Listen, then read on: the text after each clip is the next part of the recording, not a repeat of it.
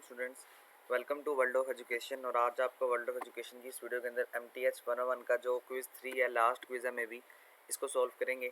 और easy quiz था, मुश्किल नहीं था, लेकिन आपकी थोड़ी बहुत जो है वो प्रैक्टिस होनी चाहिए आपके फार्मूलेस पे, और थोड़ा बहुत आपको फिजिक्स का जो कॉन्सेप्ट है वो क्लियर होना चाहिए। पहला क्वेश्चन देखें, the L'Hopital rule limit F of X divide by G of X equals to. आपने ये एल जो है वो फॉर्म बतानी है, यानी कि आपने रूल बताना है कि अगर लिमिट जो है वो F of X divide by G of X के साथ लगाया जाए तो ये किसके बराबर होगा।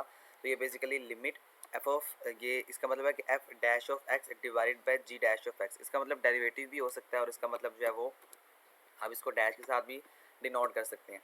तो ये जो लास्ट वाला ऑप्शन होगा यही जवाब होगा। बाकी देखें जो है वो पहले ऑप्शन में सिर्फ एफ डैश है, नॉट जी, यानी ये दोनों के साथ जो है यहाँ पर डेरिवेटिव का फार्मूला आ सकता है, दोनों के साथ डैश आएगा। तो दिस मीन्स के last is the right option. तो ये आपके पास इसका फार्मूला होगा और ये इसका प्रूव है। ये देखें ये कैसे आता है, ये आप यहाँ पे लिमिट को एग्जिस्ट करवाते हैं, यानी कि ये सारा कुछ होता है और आखिर में हम जो है उसको इस तरह से डिनोट करते हैं। बेसिकली रूल है जो हमें प्री प्लान मिलता है हमारे हैंडआउट्स के अंदर। तो यहाँ पे देखें एफ ऑफ एक्स यानी एफ डैश ऑफ एक्स और जी डैश ऑफ एक्स, और ये बराबर होता है लिमिट अगर एक्स जो है वो सी के साथ, अगर लिमिट एक्स को अप्रोच करिए सी के साथ। तो ये इसका राइट ऑप्शन है, ठीक है। तो ये इसका प्रूफ दिखाने का मकसद है कि ये 110% ठीक है।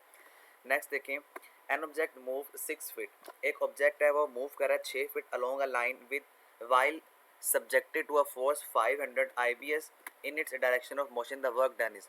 इसके अंदर वो आपको बता रहे हैं कि एक जो ऑब्जेक्ट है वो 6 फीट के साथ जो है मूवमेंट कर रहा है और इसका जो सब्जेक्ट है, फोर्स जो इसकी है वो 500 IBS है डायरेक्शन ऑफ मोशन के अंदर, यानी जिस डायरेक्शन में वो मोशन कर रहा है, जिस डायरेक्शन में वो मूव कर रहा है, उस डायरेक्शन में इसकी जो फोर्स है वो 500 IBS है। तो आपने वर्क डन का फार्मूला अप्लाई करना है।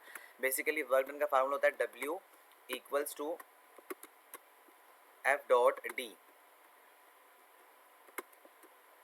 सिंपल। अब यहाँ पे देखें आपके पास वैल्यूज़ गिवन है कि आपके पास ऑब्जेक्ट की वैल्यू क्या है और आपके पास फोर्स की वैल्यू क्या है। देखिए फोर्स की वैल्यू आपके पास यहाँ पे 500 है और एफ की वैल्यू 6 है।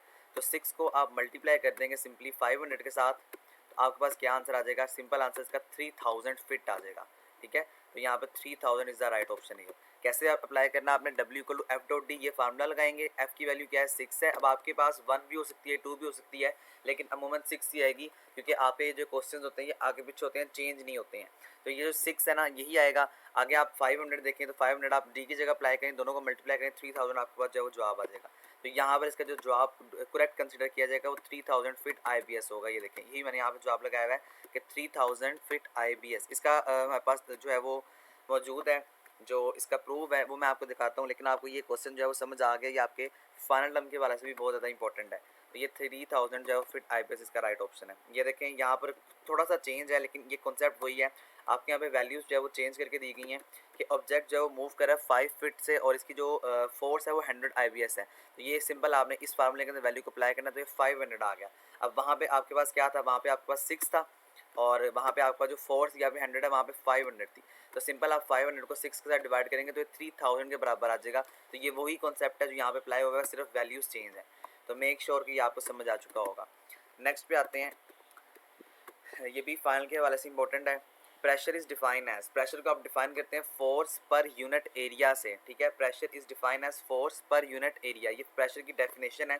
तो ये आपने प्रेशर की डेफिनेशन को भी याद रखना है और आपने जो है वो इसका मैथमेटिकल जो फार्मूला है उसको भी याद रखना है। तो pressure is define as force per unit area. ये देखें जी, ये है pressure is define as force per unit area, ये इसकी डेफिनेशन होगी। और इसके अलावा ये इसका फार्मूला है P equal to F over A। ये जो F है ये फोर्स है और डिवाइडेड बाई एरिया, और ये बराबर होता है PH के, ठीक है। तो ये आपने दोनों को याद रखना है। ये दोनों की चीज़ें आपसे आपके फाइनल टर्म के हवाले से भी पूछी जा सकती हैं और आपके पेपर के हवाले से ये जो क्विज़ है इसके हवाले से भी पूछी जा सकती हैं। ओके नेक्स्ट आ जाए, the value of limit X approaches to A ln यानी लैन लॉग, सॉरी ये लैन नहीं है, सॉरी ये लॉग है। ln 10x over ln x, ठीक है। ये लॉग की फॉर्म होती है।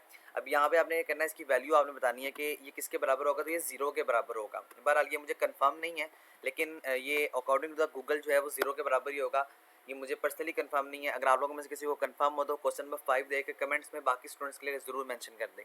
अगर हम लिमिट अप्लाई करते हैं x और x अप्रोच करता है a को, और ये log 10x की पावर अगर हम इसको डिवाइड करें log x के साथ, तो ये बराबर होगा 0 के।